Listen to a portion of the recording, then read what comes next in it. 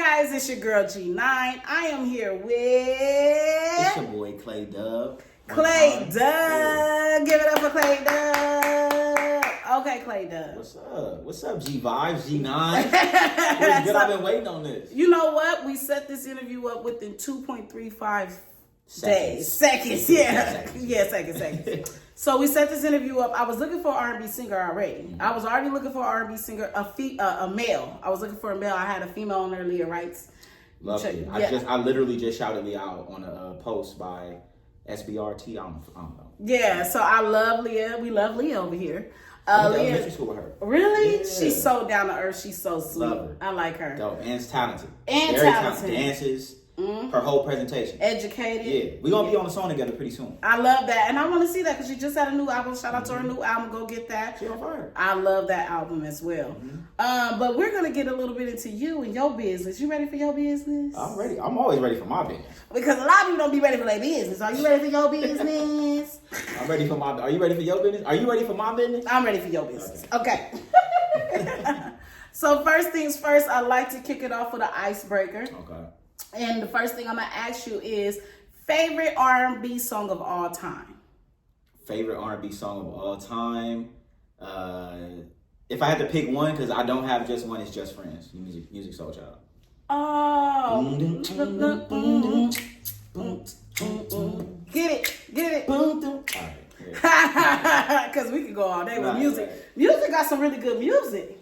That dude makes hits. That's one of my influences for sure. For real? Mm-hmm. I was gonna ask you who is someone that you look at and say that's who I want to not necessarily be, but he influences me. So who are some of them? I know you got a few. Yeah. So musically, it would be in that lane. Usher. I mean anybody like in that lane. Who else? I'm having a brain freeze because I was gonna say something else, right? Because ironically, I rap too, and I want to be more like Nip. He don't sing, but he's a businessman, and it's a lot of R&B artists right now that ain't moving their business like a business. Oh, so you want to push it to the limit? Yeah. Mm-hmm. Okay. I wanted to ask you that though. You say you're a singer and a rapper though? Yeah, I think I'm a singer that can rap. Yeah. You're a singer that can rap. Yeah. What is your back to the questions? What is your passion though? Like between the two? Between the two. I like both because I feel like this. The way that people kind of normalize or say that this is normal R&B, you can express more when you rapping because it's not really any parameters, any melodic parameters. You can really just but it switch up the flow. Yeah. So right. I enjoy that. I enjoy being able to exercise my words. Okay. With R&B though, like it's a different feeling too, cause it ain't nothing like hearing a riff and a run for 3 seconds that come up and down, and you're like, oh, I felt that. Yes, so, I feel like ad-libs are the best part of the songs. Yes, you only know the song if you know the ad-lib. Oh, that's it. Well, you only know the song if you know the ad-lib. You don't know the song. An ad-lib to me can make it like what's the song? What's his name? KC, not KC. Yeah, KC. Jodeci. Mm-hmm. You talking about that one? KC. Which one though? If you think you're lonely now, man, I was like, he's not saying no words. He said number ad-libs, and I'm just like waiting till tonight. You know what I'm saying? Yeah. Like he got me in that. But anyway, back to what we were saying. You never gave me your favorite R&B song. I mean, your favorite R&B artist, the ones that influenced you the most. Or you said it. I said so. R&B artists, music, Usher. Luther Vandross, yes, John Legend. I mean, I'm just having. The list could go on. Yeah, like I could tell you so many, and then the rap just comes in because it just blends so beautifully for me. But I'll leave it on R&B too. You leave it on R&B too. Okay, what about what is it? Nightlife or day life for you in LA? I mean, to network, I would say nightlife. Nightlife? Yeah. Mm-mm. What? Okay. I didn't make some connections on accident in nightlife, even whether it be performing or just kind of moving around to other people's shows and stuff. Right. But the daytime, I mean, it's just beautiful. It's LA. So you gonna go with night or day? I'm gonna go with night. What's your favorite season in a year? Favorite season is summer for sure. Oh, you like the gel toes, nails out. Yeah. Favorite color on the female toes and nails. White. French tip. Ooh, not French tip, y'all. I'm Yeah. giving y'all French tip. Ooh, French tip. Ooh, Yeah. French tip, y'all. Like that. And French I tip don't is need it. I don't need no super long nails either. No super long toenails. So you don't like super long nails, but you. In general, yeah, I'm not huge on it. But if shorties be working it. Shout out to the queens, man. Y'all be Yeah. working them nails. I be having questions like how you do certain things, but I'm gonna leave that for the next one. No. I had that until I got them. And I was like, See? oh, you got to do from the side. Yeah. Okay, like you learn as you go. Look, I don't have that problem, so I don't know. You know what I mean? Yeah. I want to ask you this. What's up? Talk to me. Your why? My why? Why R&B? Why rap? Why music? Why is it so important to you? That's a good question, G9. I think that for me, like, it's really just to prove to myself that I can sustain my life by doing art and not clocking in for somebody, if that makes sense. Because I've been revered, in local areas and slightly larger than that. And that's fun and all of that, but, like, I'm not about the fame. I want to create sustainability. Oh, I hear Right? you. There's proof, right in front of us. I like to focus on abundance rather than lack. What do I have? What have I done? What have I proved to myself that I can do and make an enterprise out of? So that's what I'm focused on, is making an enterprise out of my art. And I've done it. And do you feel accomplished?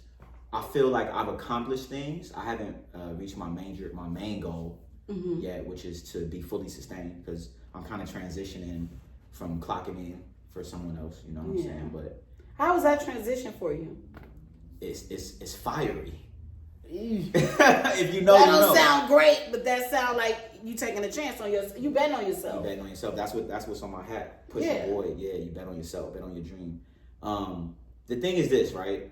If you're not willing to bet on yourself, then go ahead and be a part of the matrix, Okay. right? But if you're willing to bet on yourself and you're delusional about it and you're insanely dedicated, then nobody can stop you.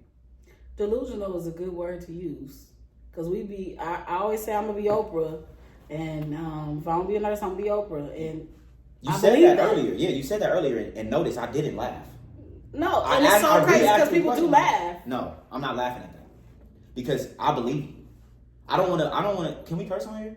Yeah. I don't wanna fuck with nobody that don't have that. That's scary. Go ahead. Y'all, we got scared for a second. It was a skateboard. I was gonna jump up. You know what I'm saying? I don't know what's Oh, going he on. was trying to get him from me. Go ahead. So just in the sense of I don't really want to mess with nobody if they're not insanely passionate about what they do. That's great. Because then I know they're not going to have the dedication that I have when I wake up in the morning. When I wake up in the morning, I'm not thinking about, first of all, I thank God. Yes. And then, I focus on my routine. And then you got to just get to it. Because if you're not clocking in for somebody, then time is of the essence, my sister. Man. and time matters. Yeah. Because we're at any point in your life. Oh, that was the questions. I'm sorry, y'all. Go Let's ahead. get to Go ahead. Let's get right deep into it. We here. Okay.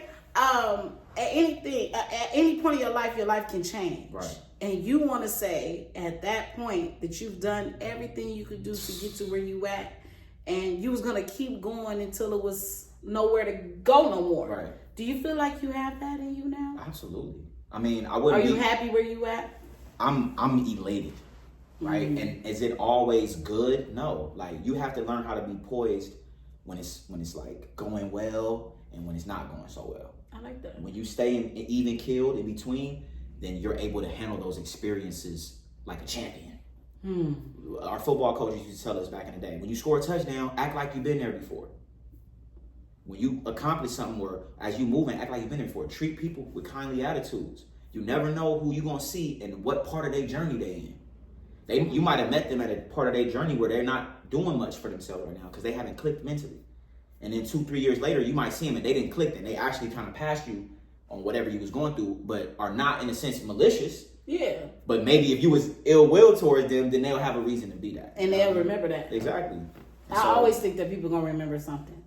So you always gotta treat people with the highest kindly respect. attitudes. Kindly attitudes go so far. It goes so far, and I think that a lot of people have this stigma like, oh, I'm not gonna be. I don't have that for me. I don't know. I don't have that. Sometimes women have that a lot too. Yeah. I'm not even gonna front. But back to you. You have a new album coming out. Yeah, it just dropped. It just dropped? Yeah, it just dropped. What is it called? Hidden Gems Volume 3. Oh. Yeah. So Hidden you Gems said Volume 3. I'll make sure Hidden Gems Volume 3. What is Z? We ghetto a little bit. We ghetto a little bit. You gotta put the Z on. Like I put G vibes, Yeah. not S. Yeah, Z. see, there you go. I gotta separate myself. Alignment. Yeah, alignment, period. You're going on tour. You're doing a lot of things with that. Tell us a little bit about the new album and what you got going with that. So Hidden Gems Volume 3 is the third installation. Actually, it's the fourth. Okay. Because I dropped 2 projects. I dropped one in December too. Oh, that okay. was Hidden So Gems you Volume working. 2.5. Yeah. It never not working. Shout out to the Real Young LA. That's my boy. I don't know if you know who that is. I'm going to find out after this. Yeah. We got a song that just came out. We just kind of re-put it out called One For You, a Valentine's drop. But yeah, Hidden Gems Volume 3. The tour is I Sign Myself tour. Oh, and dope. that's what's on I the like side that. of my I head. like that Go Boy talking I sign myself. Yes. Period. So, taking pages out of Nip's book, and other artists like LaRussell and other artists who are doing their independent I thing. like him too. Oh yeah. And he's shedding light. He's not reinventing the wheel. He's shedding light on how to do it, how to make a business out of it. That's my main focus. That's what the tour is. So I'm doing that. I'm dropping the collective that I'm gonna drop the album on. It's a new album that I haven't dropped out. Okay. Or that's not out. Sorry. Yeah. But yeah, right now Hidden Gems Volume 3 and Hidden Gems Volume 2.5. I heard you say that Nip named more than once. Yeah. So he's somebody that sounds like he inspired you. Heavily. And I Dead Art Live, I always feel like those we meet those inspirational people. They encourage us to keep moving forward. Yeah. And you mentioned LaRussell. He's one of those people that push the limit. Like every day, I see him on my timeline all day, and I don't even get mad because it be so lit. Fiery. You can't help but to love it. Like, you know what I'm saying? And if you don't want to see it, just don't follow him. Don't follow him, but I follow him more for inspiration. Right. I follow him because I feel like he inspires the younger youth to see that you keep going, you can make it. Yeah. So, is Nip one of those people that you and LaRussell and who else inspires you to keep going? Definitely Nip. I think there's a lot of case studies that exist like Nip and LaRussell. Ryan Leslie. Oh, he's huge, dope. Huge. That is good producer, great producer. His talent. Yeah. There's several interviews with Ryan Leslie. I'm sure you probably caught, but his talent. He had to realize, like, wait, I thought my talent was going to do this, but it's not the talent. It's the way you network with people. And the gym that he gave me, Hidden Gems, by the way, right? Check the gym he gave me 7 years ago.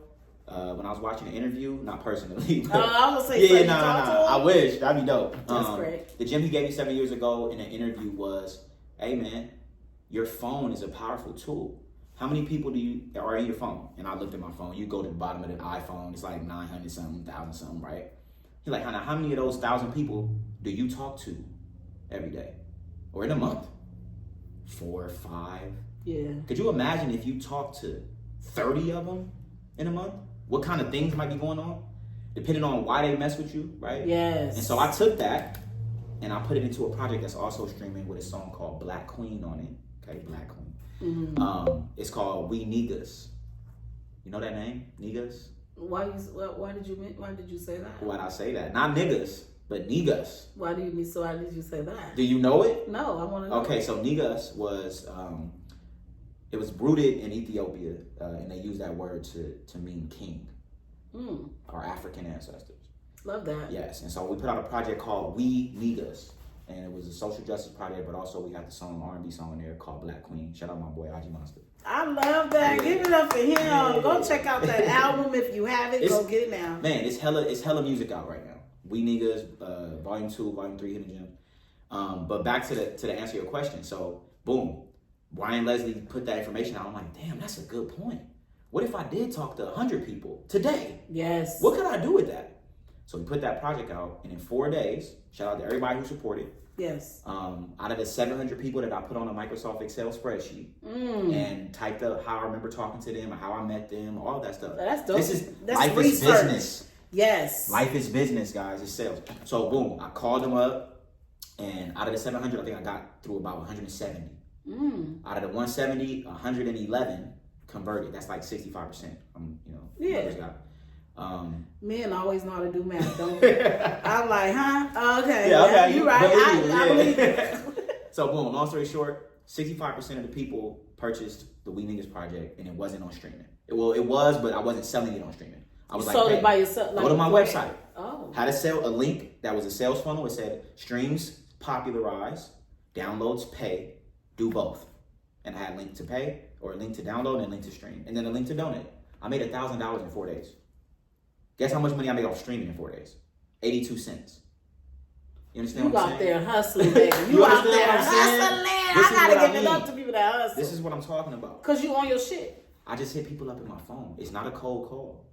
It's a warm call. They know you already. Right? Now, I never thought of it like that. Yeah. I look at a lot of conversations. I'm a person that look at everybody's interview. I just watched a Vince Staples interview. Shout out to him. I love Vince Staples. Man, and he having a show. He has a show on Netflix. I haven't watched it. I'm gonna watch tonight with my boyfriend. Hey, baby. Hey. So to make the story short, the genre of music that you say you are is rap and R&B. I call it soul. You call it soul? I just call it soul. Oh, soul music. When you put your music on Apple and Tidal and Spotify and all that, they make you classify it. Is it hip hop and rap? Is it soul? Is it R&B? You can't select all three. So you put soul. So I just put soul. Because it's really from your heart, right? Yeah, exactly. So, would you look forward to, like how Beyonce just put out Act 2 and she did country now? Mm-hmm. Do you like how people step out their box and do that? Oh, yeah. And would you be willing to do that one day? I mean, look, yes. The answer is yes. And I mean, that's like an edge. That's like, you know how Drake went to, you know. Controller. Yeah, exactly. And it worked. Right. Some people work, some people don't. And I think Beyonce, she can do whatever she wants. She can do whatever she wants. It don't even matter if she's still gonna get the sales. It don't even matter. She's Beyonce. For me, I feel like this. Like, I'm gonna do it all. Whatever comes my way. If somebody asked me to do a reggae show, I was like, what's the song? Do I gotta use an accent? I don't know. We gonna do it though. Okay. Yeah. Like, I'm gonna do it all. So I have Afro beats type songs that's in the cut that I'm dropping this summer. I'm dropping a live album this summer. I'm dropping a whole bunch of stuff. Just stay locked in, man. I love that for you. Yeah, but yes, I will definitely go to any genre if I can be good in it, and I believe I can be. I've written an Espanol, or I've sang an Espanol song. Really? Shout out IKE, Inspiring Kings Everywhere. I love that. That's dope. It's called in El Garden. What is it? In El Jardín del Eden. Okay. Yeah. Singing the whole thing in Spanish too. Oh, and did you know what you were singing? Yes. Okay. I had to. So what we did was Ike, shout out Ike. Matter of fact, man, I'm gonna get back to that. So he sent me the words in Spanish, and then he sent me the translation, and then I also translated what he sent me because I got Google Translate ready on my phone. Oh, you was ready. Oh, I be speaking Spanish when I order my food, when I get my laundry. Oh, you was. Oh yeah. Oh, you speaking in tongue. I'm soy cara de niño de alma de hombre. Okay? Women gonna love that. Hey, I hope so. Are you looking for a woman right now? I mean, I'm always looking at women. Nah. Ladies. Am I looking for a woman? Because you're an R&B singer, and I know, I'm not going to say R&B, a soul singer. And I know that they're going to come at you. They do. And I feel like a lot of times, a lot of men get blinded from the women. And you give me focus. So how focused are you? And do you want to get yourself back out there? Are you single, ready to mingle? It would be unfair for me, ladies. I'm gonna just put it out there for you. It would be unfair from me and for you if I try to awaken your love right now where I'm at, because I'm trying to get this thing off the ground. And being in a relationship, it's an offering. You're offering yourself to someone, so that means their emotions are your emotions, their problems are your problems. You know, you're spending time, and that is called opportunity cost. It's a business concept. Okay. You're trading time for something from someone else, and you're not getting something else done, right? So the way opportunity cost is, if I make CDs and it costs me a little more time to make tapes, but I make CDs fast, and somebody else makes tapes, then I'm gonna go trade them for my CDs because it only take me a little bit of time, and I can get those tapes. That's opportunity cost, right? So you got to understand that when you get into a relationship, what are you giving up, and what are you gaining? And right now, I know that you got to give up a lot. Yeah, you can't give that off. Yeah, and I have to get this off. Once I get this off, what's up? You know why I think that is? I feel like a lot of people, like I had Shells on here last week, and she talked about no romance without finance. Right. Can you talk a little bit about that? Because I feel like men think it's a dig more than it's a common sense thing. Even a woman, it has nothing to even do with the man, just the man, but the woman too. Right. Why would I want to be in a relationship and I can't take care of even myself? Myself. That's what I was gonna get at, bro. If you're not even able to go get your own hands and nails done, so that when you get butt naked with a woman, she can look at you and be like, "Oh, he's well groomed." Why would you be trying to take care of somebody else? Yeah. Get your shit together. That's what I'm. That's my proclamation. Sorry. I got you. That's my proclamation. Like, yeah, it's not right for me to try to go wine and dine you when I'm perpetrating. Yes. Don't perpetrate. But perpetrate. Yeah, don't perpetrate. You know what? I think in your 20s you could do a little perpetrate. Okay, I'm not there. I know. Yeah. But I'm just saying, I think in your 20s you could do a little perpetrating for the simple fact that you don't know. Okay. But when you get of age, you know. Yeah. Like I think as I like that. You know, Yeah. as you get older. Because 20s is fun. My 20s was 20s is fun. I had a relationship and I still have one. I didn't give a damn about. I still was living my life. You telling me we get in G9 business now? Oh no, no, but not in a way like meaning he didn't stop me. He was abusive and all that shit like that. Okay. But that's okay. That's not okay. But no. that's over with and done with. I Yeah, moved on. Get up out of here, man. Period. Oh, kick him. Yeah, get out of here. So what I'm saying is, in the midst of that time, I still was able to be me, Right. my true self, regardless. Not exact, and that's another thing. Mm-hmm. When you get with somebody else, yes, you are sacrificing now temperament as well. Oh, You're sacrificing alone time. Like, listen, I'm gonna quit. My birthday's Sunday. Like, yeah, y'all like to be alone. Mm-hmm. I know all about the Aquarius. but I'm also a very convivial, personable, engaging person. You're fun. But I gotta turn it off sometimes.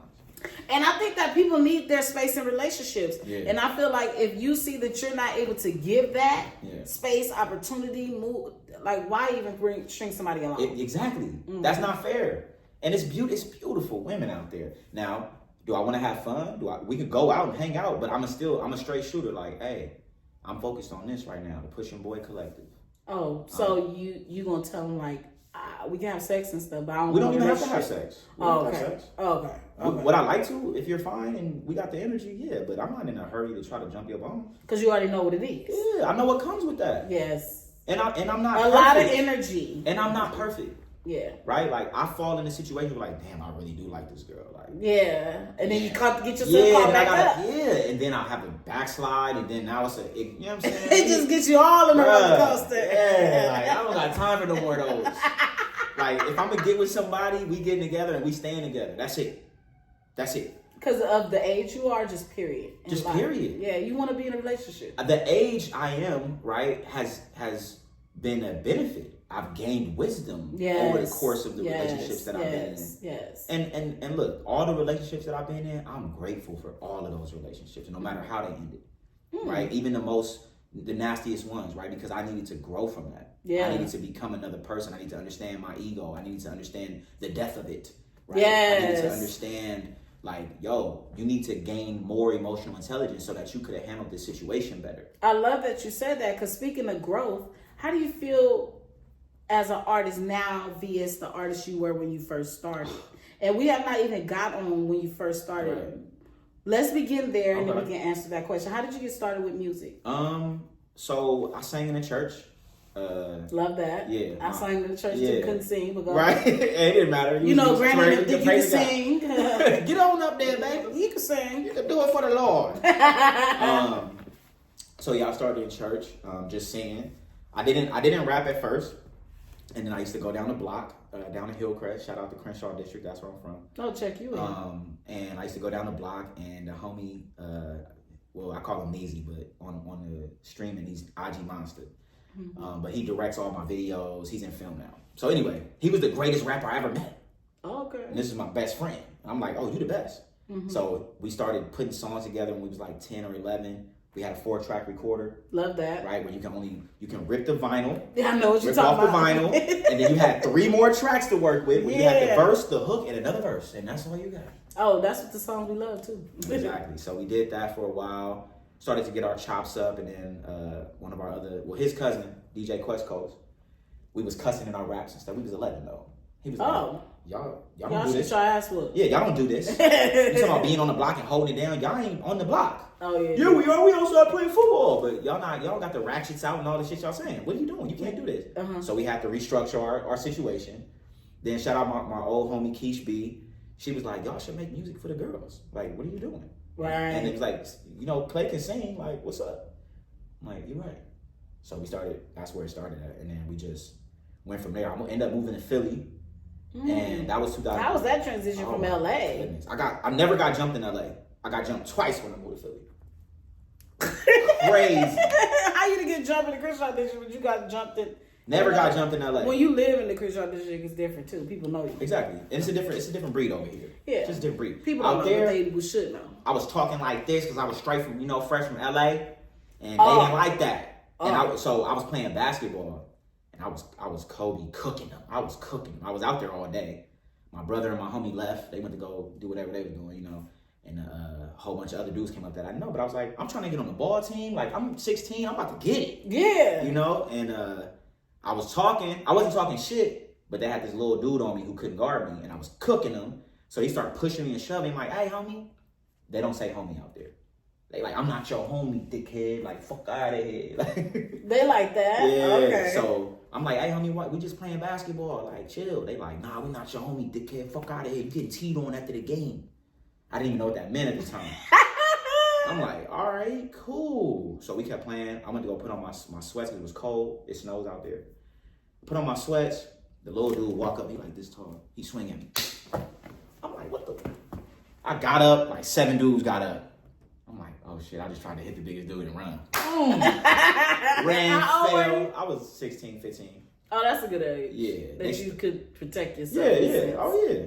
Well, I tried. I mean, as much as you can. But look, I got stumped out and all that. I only had like a little bruise on my forehead. That was it, no blood. But I came in the house like Joey. My brother, it was kind of funny. Like looking back at it, it wasn't funny then. But I came in, I was like, jump. My brother probably laughed a little bit, if I remember correctly. But yeah, I got jumped twice in Philly. Never got jumped out here. But that city's tough, but it turns you into a beast. Because it's cold, it's hot. We sold water in the summer. We shoveled snow in the wintertime. Oh, you did the whole thing. My dad wasn't playing that. He was like, y'all not finna sit around here and play Madden. Get outside. Sell water and shovel snow. So the Water Boys is in Atlanta and Philly and LA. Yeah. They're everywhere. Everywhere. Because now they got the guys on Imperial in Western. My dad was cold. This is why I say life is sales. Because even when he was setting us up to go sell water on the corner of 65th and Haverford, shout out anybody from Philly, 63rd and Haverford. He was like, all right, now I'm going to buy y'all the crate and the cooler and the water, but then y'all going to pay me that back. Once y'all turn the profit. Yeah, once y'all turn the profit, y'all pay that back, then y'all in the black. We like, damn, he don't even make that much off the water. Damn, Dad. But he was teaching us though. He made us pay the air bill too, the air conditioning bill. He was like, y'all gonna be in the house when it's hot in the summer? Y'all gonna pay the air conditioning bill. Well, he had to teach y'all to be men. He did a great job at it. I love you, Dad. Thank you. Oh, I love that. I've never seen that in my life on my cameras. I love that. It's the first time for everything. I know. I love that you love your dad. I'm different. How is it? Did you have 2-parent household? No, not my parents. So it was like this. My mom was a single mom till I was 11. And then my little brother and sister came. And so then it wasn't a single parent household anymore. So I have had a taste of it. I watched my mom, struggle, triumph, all of that stuff. And then when my little brother and sister dad came around, he was a good dad. He took me to football practice. He would come to my talent shows and all that good stuff. Good stepdad. Great dude. Love you too, Tim. I love when guys have good father figures in their life. Yeah, it was important. It stopped me from gangbanging for sure. Because I was more scared of seeing them in the streets while I was in the streets. Oh, yeah. And that was scary. Yeah. I was scared of being pregnant. Right. My mama killed me. See? There it is. Yeah, I wasn't doing none of that. So I was involved and affiliated, shooting dice and smoking weed and, other stuff. But I never went all the way because, one, I knew my mom would have whooped my butt. And I knew that my mom, my little brother and sister dad was in the streets roaming around and could catch me. Oh, yeah, around. yeah. So I was like, nah, I'm good. Yeah. I was still getting bad grades and stuff, I and doing feel all you. that stuff. But then my dad scooped me up like, nah, we over here. I changed my whole life. I was a number 2 attorney in the state of Pennsylvania for mock trial in high school. Mm. You know what mock trial is? No. Mock trial is a group of young students who act as attorneys and witnesses and try cases against each other. Oh. We won the state championship when I was out there. You did that. Yeah. That was dope. I find it out. And anybody who be like, Clay, you so argumentative, you so this and that. That's why. Oh, because you know. I'm a lawyer at heart. Oh, you are. Yeah. You know, you would be a great interviewer then. Detective, something like that. Yeah. I actually played a detective too. That's crazy. That's crazy. On the defensive side, I was the opening attorney in a cross examination of the kidnapped kid. Mm-hmm. Right, and then which was crazy because the kidnapped kid was on I crossed the mama. The mama was on the prosecution side. The kid was on our side. Oh, on the wow. defense side. It was crazy. Then we had the flip sides. And I Okay. played the detective, the lead investigating detective. The teacher, exactly what you said. You could be a detective. I had a little jacket on. Like, He was ready. yeah. You were where at 2 a.m.? I can see that for you. Yeah. But besides that, if you weren't doing music, what would you be doing? I'd be a lawyer. For sure. Yeah, for sure. For sure. People tell me all the time, like, wasn't you in law school? The reason I stopped pursuing law right after my trial in high school was because the morality of putting innocent people in jail, because that happens, and then keeping guilty people out, because we've seen that happen. Yeah. I It couldn't. would be on your brain. Yeah, I couldn't deal with it. And then it was like, okay, if I do go back into law, it'll be entertainment law for sure. Oh, okay. Well, that's dope. Yeah. Well, I'm going to get back to growth. Okay. Growth to you means what? And do you feel like your music has grown from where you started VS now? What's the difference? 100%. 100,000%. Growth to me in my music is not only substantive because of the experiences, right? But sonically and just understanding patterns and understanding sound and understanding formulas when you're writing. Right, I think I'll give y'all this gem, and I really want to keep it to myself, but I'm gonna tell it on G Vibes. We're gonna see. Chris Brown has a cold formula when he writes music. Okay, and I'm gonna speak it fast. If you understand, you understand. If you don't, you don't. But there's 2 songs I could point out, which is the one he say, "Fucking Robitussin. I don't know why this shit got me lazy right now. Hey, get it. Sense on my lip. I love that. Right, so that 4 bars is the first 4 bars, then he jumps right into the hook. It's a 4-bar verse. People writing 2 long verses. Don't write a 12-bar, 8-bar, 16-bar verse to start the song. Write a 4-bar verse. Another example, Go Crazy. Laid up, got me tripping, babe. Tell me if you really living, babe. I had a love you and a living, babe. And then what you do and I get it back. Gucci, I'm hooked. Trip to your crib. Let's get right to it. So you don't have to write every song like that, but that's a good formula, you know. And I think over time I've started to understand formula because I did cover tapes. And shout out to all the artists that do covers, because when you study someone else's song, That's different. like you're subconsciously learning and growing as an artist. Yes. Even as just a listener. Yes. You know what parts are gonna come. You know when the hook can finna change because you listen to music. Yes. But when you're writing it and when you're listening to other people's songs, It's different. You can break the. Oh my goodness, you can. So break it you down. learned the formula with music. At first, you didn't have that. Right. I was just going straight from the heart, straight from the hip, and I was still captivating people though. Like it was this one random white lady one time. I was probably singing the most niggerish song I could probably ever sing. Niggerish. And she came up to me like, I needed to hear that. I was like, okay. Yeah. Like, but you know, because the content be from the soul. Yeah. Soul, you gonna resonate with a soul if you got soul. Mm-hmm. Straight like that. So I would like to ask you this. What's up? So how do you define you as a person that does music? Because it's different. I feel like people sing and they just singing. You know what I'm saying? And you say you soul is R&B and all that. Do you look at music differently now than you ever did? Learning how to write. You got to be the writer, the director, the producer, the this, the that. And probably in the beginning, you just doing covers, you just doing that. Like, is it different? Is that change for you? It hasn't changed in the sense of the task management, but the understanding of it and like the ability to handle it absolutely has changed because I got better. Yeah. I just got better. You put the hours in, right? So I'll give you one small example, and I know I'll be going off on tangent, but here's an example, right? There's this platform called Submit Hub. Mm-hmm. And what you do is you spend like $100. They give you credits, and then you can submit your songs to, different blogs, content creators, and they'll post your song. They'll do a write-up about it, the whole nine. I discovered that, right? Mm-hmm. And so I got my little journal, and I was writing each and every blog that I submitted to, how many times I submitted to them, just like this Excel thing. I'm a very meticulous person. I can see. Right? I'm writing all this stuff down. I would have never learned that my Google, whatever it's called, Google Analytics, for my name, Clay Dub, shot up because I was doing that. Oh, so when you search, because I didn't know that's what was happening. It was almost like a complimentary good.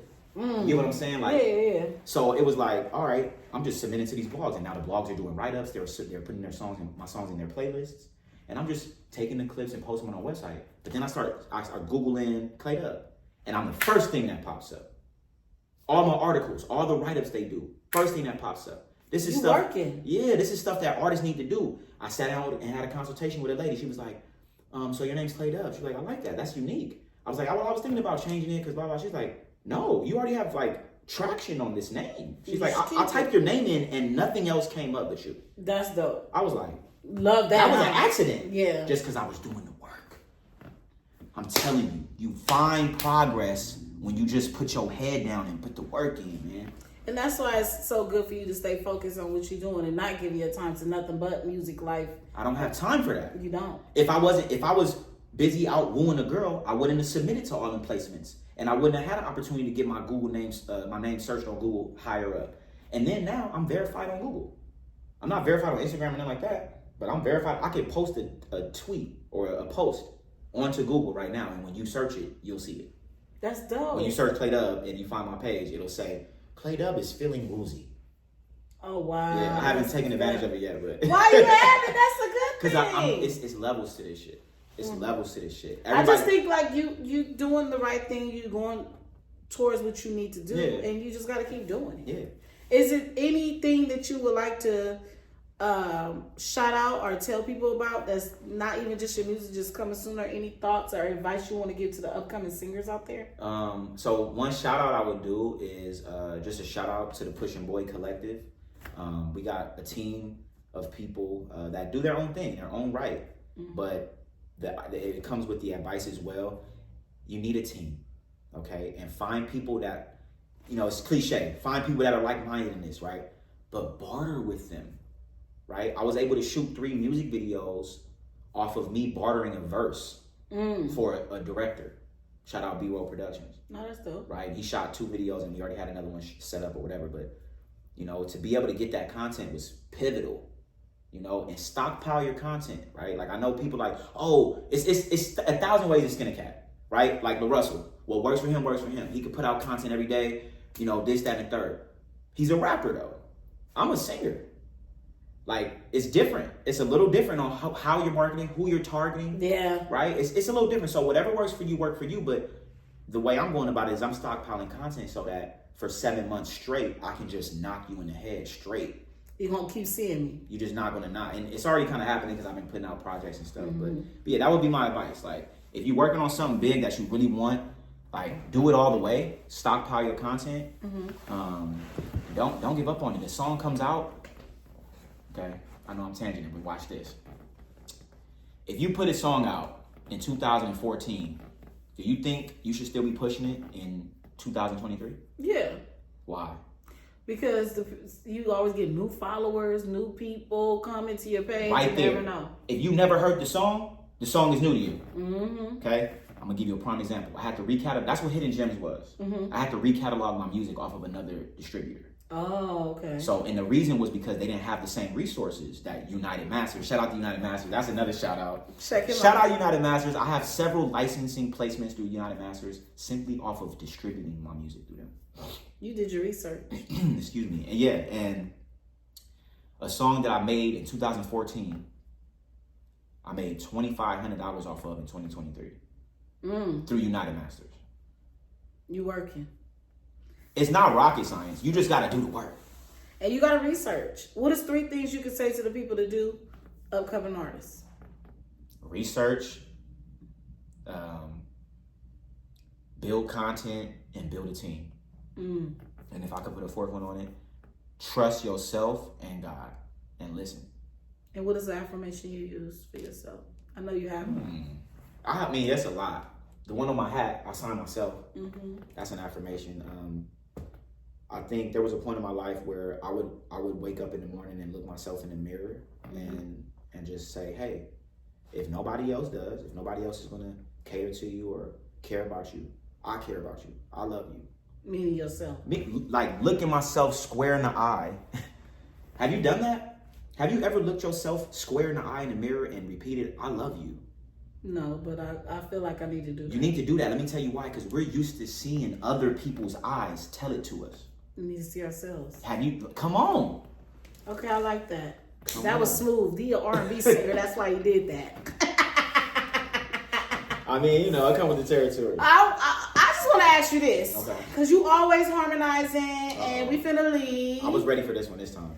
And I really want you to leave us off with something. Let me get the mic ready real quick. Get it ready. Shout out to Usher for being the first independent artist to ever perform at a Super Bowl. So I'm going to sing an Usher song. Let's clap it up for Usher. Did you like him at the Super Bowl? That was an impeccable performance. He was jamming. I mean, he did it. He used the whole thing. And everybody can say it wasn't enough time. Duh. It's halftime. It's halftime. This ain't Atlanta A&T. This ain't his show. This ain't Atlanta A&T. Halftime is game time. This ain't that. Gonna leave us with something, y'all. Here you go. Just bought your girl a brand new Rolex. But you can't even find the time to spend it. Hey. You're chasing a dime, losing a treasure. These dollars don't make sense to me at all. I finally got somebody to sing on my show. Yeah. And that was an episode of G Vibes with your girl G9, and this was Clay Dub. Yeah. Tell them where to find you and where to be. You can find me on Instagram at Claydub Music, CLAYDUB Music, or my website, whoisClayDub.com. And do you have any shows coming out? Yeah. Oh, thank you. Oh Got my you. goodness. Got you. Oh. Spring Flavor Festival, January, March 9th. It's a Saturday. It's a day party. It's gonna be vibes. It's gonna be food.